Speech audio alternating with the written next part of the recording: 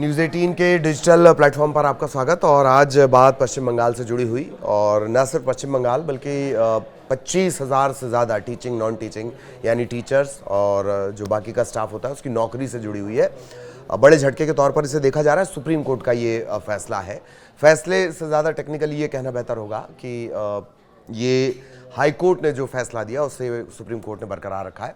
आपके साथ में ललित प्रजापति पूरे इस फैसले को और कैसे अब इसके बाद पॉलिटिक्स जो है, सियासत जो है वो शुरू होगी, उसे हम समझने की कोशिश करेंगे। पश्चिम बंगाल की ममता बनर्जी सरकार को शिक्षक भर्ती मामले में सुप्रीम कोर्ट से बड़ा झटका लगा। गुरुवार को पश्चिम बंगाल के राज्य संचालित और राज्य सहायता प्राप्त स्कूलों में नियुक्त किए गए 25,753 शिक्षकों और बाकी कर्मचारियों की नियुक्ति को रद्द कर दिया गया है। सबसे बड़ी अदालत ने पूरी चयन प्रक्रिया को दूषित, पक्षपातपूर्ण बताया। ये जब टिप्पणी दी जाती है उसमें ये बात कही गई है। एक पहलू ये भी है कि मानवीय आधार पर दिव्यांगों को राहत दी गई है, यानी जो दिव्यांग कर्मचारी हैं वो नौकरी करते रहेंगे। चीफ जस्टिस संजीव खन्ना की अगुवाई वाली बेंच ने 22 अप्रैल 2024 के कलकत्ता हाईकोर्ट के फैसले को बरकरार रखते हुए नियुक्तियों को अमान्य घोषित कर दिया है। चीफ जस्टिस ने कहा कि जिन कर्मचारियों की नियुक्तियां रद्द की गई हैं उन्हें वेतन और भत्ते नहीं लौटाने होंगे। आमतौर पर जब भी इस तरह की नियुक्तियां रद्द होती हैं तो सेवा के दौरान, मतलब जब आप नौकरी कर रहे थे उस दौरान जो नौकरी मिलती है या कुछ भत्ते आपको अलग अलग मिलते हैं वो लौटाने होते हैं। इसमें नहीं लौटाने होंगे अब तक जो कोर्ट का फैसला उसके मुताबिक। कोर्ट ने राज्य सरकार को एक नई चयन प्रक्रिया शुरू करने और 3 महीने के भीतर इसे पूरा करने का आदेश भी दिया है। आपको ये भी बता दें कि शिक्षक भर्ती घोटाले में अलग अलग 124 याचिकाएं दायर की गई थीं। इससे पहले हाईकोर्ट ने 25,753 शिक्षकों और अन्य कर्मचारियों की नियुक्तियों को अवैध माना था। इस मामले में पश्चिम बंगाल सरकार ने भी एक याचिका दायर की थी। कलकत्ता हाईकोर्ट ने OMR शीट में छेड़छाड़, मेरिट लिस्ट में हेराफेरी यानी रैंक जंपिंग जैसी जो अनियमितताएं होती हैं वो पाई और उन्हीं के आधार पर हाईकोर्ट ने फैसला दिया था। हाईकोर्ट के आदेश के बाद, फैसले के बाद 7 मई 2023 को सुप्रीम कोर्ट ने नियुक्तियों को रद्द करने के आदेश पर रोक लगा दी थी। मतलब अदालत ने मामले को लिया, सुनवाई शुरू की, लेकिन जो नियुक्तियां रद्द करने के लिए हाईकोर्ट ने कहा था उस पर रोक लगा दी थी। अब लेकिन इस मामले की जो CBI जांच है वो जारी रखने की अनुमति दी थी। किसने? सुप्रीम कोर्ट ने। नियुक्तियां रद्द नहीं की जाएंगी, CBI जांच जारी रखी जाएगी। ये 2 बातें हुई थी। अब ये पूरा मामला कहाँ से शुरू होता वो जान लीजिए।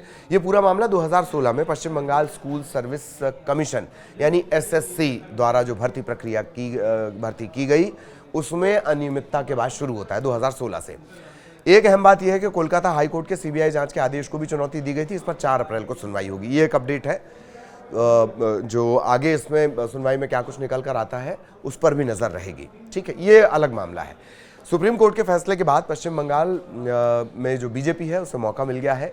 बीजेपी मुख्यमंत्री ममता बनर्जी का इस्तीफा मांग रही है और ममता बनर्जी कह रही हैं कि वो व्यक्तिगत रूप से फैसले को स्वीकार नहीं करती। बहुत ध्यान से सुनिए, व्यक्तिगत रूप से वो फैसले को स्वीकार नहीं करती, लेकिन उनकी सरकार इसे लागू करेगी। चयन प्रक्रिया को फिर से शुरू किया जाएगा। ममता ये भी सवाल उठा रही हैं कि विपक्षी भाजपा और CPM चाहते हैं कि बंगाल में जो शिक्षा व्यवस्था है वो ध्वस्त हो जाए। वो और क्लैरिफाई भी कर रही हैं, क्योंकि अदालत के आदेश के बाद इस तरह की बात नहीं कही जाती है, तो वो ये क्लैरिफाई कर रही हैं कि इस देश के नागरिक के रूप में मेरे पास हर अधिकार है। मैं जजों के प्रति सम्मान के साथ इस फैसले को स्वीकार नहीं कर सकती। मैं मानवीय दृष्टिकोण से अपनी राय व्यक्त कर रही हूं। गलत सूचना ना दें या भ्रम पैदा ना करें, ये उन्होंने कहा है। सरकार फैसले को स्वीकार करती है। स्कूल सेवा आयोग से भर्ती प्रक्रिया शुरू करने के लिए कह दिया गया है। इधर भाजपा के जो अध्यक्ष हैं और केंद्रीय मंत्री सुकांत मजूमदार, वो एक्स पर पोस्ट कर कह रहे हैं कि शिक्षक भर्ती में बड़े पैमाने पर भ्रष्टाचार की पूरी जिम्मेदारी राज्य की विफल मुख्यमंत्री ममता बनर्जी की है। सुप्रीम कोर्ट के फैसले ने भी ये साफ कर दिया है कि कैसे पश्चिम बंगाल में शिक्षित बेरोजगार युवाओं की योग्यता को पैसे के बदले बेचा गया है। अब फिर से मामले पर आते हैं। सुप्रीम कोर्ट ने क्या कहा वो हमने आपको बता दिया, हाई कोर्ट ने क्या कहा था वो आपको बता दें। एक मोटा मोटी इस मामले को जान लेते हैं। पश्चिम बंगाल सरकार ने 2016 में स्टेट लेवल सिलेक्शन टेस्ट 2016 आयोजित किया।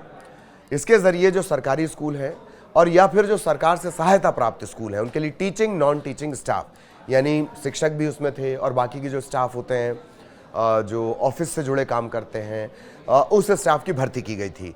तब 24,640 रिक्त पदों के लिए 23 लाख से ज़्यादा लोगों ने इम्तहान दिया, एग्ज़ाम दिया, वो उस भर्ती प्रक्रिया में बैठे। इसके बाद आरोप लगे कि जो नियुक्तियां हैं उनके लिए 5 से 10 लाख रुपए तक की रिश्वत ली गई। बाद में कई कई जगह इसे और ज़्यादा भी कोर्ट किया जा रहा है। इसके बाद मामला कलकत्ता हाईकोर्ट पहुंच गया। अनियमितताओं के मामले में सीबीआई ने राज्य के पूर्व शिक्षा मंत्री पार्थ चटर्जी और उनकी करीबी अर्पिता मुखर्जी और एसएससी के जो कुछ अधिकारी हैं जो ये एग्ज़ाम कंडक्ट कराती है, उसे अरेस्ट किया था। अर्पिता मॉडल भी थी और तब ये बहुत चर्चा में भी रहा।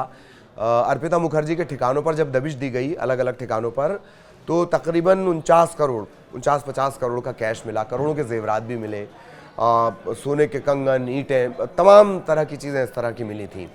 अब ये जानिए कि सीबीआई भी इस मामले में पड़ताल कर रही थी और ईडी भी इस मामले में पड़ताल कर रही थी। ईडी ने 22 जुलाई 2022 को पार्थ चटर्जी के ठिकानों समेत 14 जगहों पर दबिश दी। जुलाई में ही ईडी ने अर्पिता और पार्थ को अरेस्ट कर लिया। इधर सीबीआई ने पिछले साल 30 सितंबर 2024 को पहली चार्जशीट पेश की है। इसमें पूर्व शिक्षा मंत्री पार्थ चटर्जी समेत 16 लोगों के नाम थे।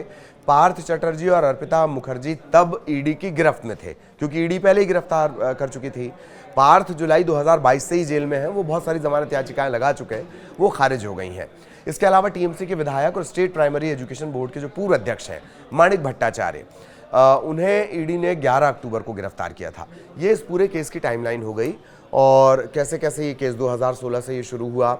इसके बाद आरोप लगे, आरोप लगने के बाद मामला हाईकोर्ट गया, हाईकोर्ट ने इन्हें रद्द कर दिया, नियुक्तियों को भी रद्द कर दिया। और इसके बाद मामला सुप्रीम कोर्ट गया। सुप्रीम कोर्ट ने तब तो कहा थे अभी आप नियुक्तियां रद्द मत करिए, लेकिन अब सुप्रीम कोर्ट ने भी माना कि ये जो नियुक्तियां हैं ये अवैध हैं। दिव्यांगों के लिए अच्छी बात यह है कि दिव्यांगों को मानवीय आधार पर राहत दी गई है, यानी वो नौकरी करते रहेंगे। लेकिन यह तय है कि सुप्रीम कोर्ट के इस फैसले के बाद बयानबाजी का दौर, ताज़ा जो बयानबाजी का दौर है वो आगे भी चलने वाला है। आरोप प्रत्यारोप का दौर चलेगा। विपक्ष ममता बनर्जी को, यानी बीजेपी सीपीएम, वो ममता बनर्जी को घेरेंगे और ममता बनर्जी को आप जानते ही हैं, हर बात का जवाब देना उनकी फितरत में है। तो ये जो बयानबाजी का सिलसिला ये आगे चलता रहेगा और कुछ भी अपडेट होगा वो भी हम आप तक पहुंचाएंगे। अभी चलते हैं।